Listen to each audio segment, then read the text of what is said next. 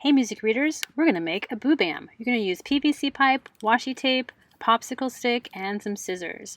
The first thing you're going to do is just line up the ends of two of the PVC pipes and wrap them together with washi tape. Then you're going to take the third PVC pipe and just set it right there in the groove of the other two and wrap that around a couple of times like that. Then the next thing you're going to do is decorate it, and I have this fun space themed washi tape that we're going to use since we're studying Esquivel, Space Age Sound Artist. And I'm just going to lay it flat down the length of each of the pipes.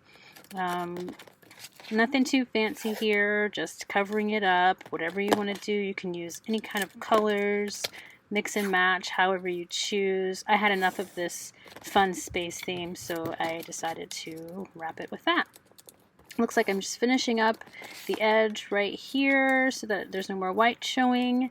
And now I'm going to use my other design to cover my popsicle stick with the washi tape, just to make my mallet nice and fun and kind of match the theme of the Boobam.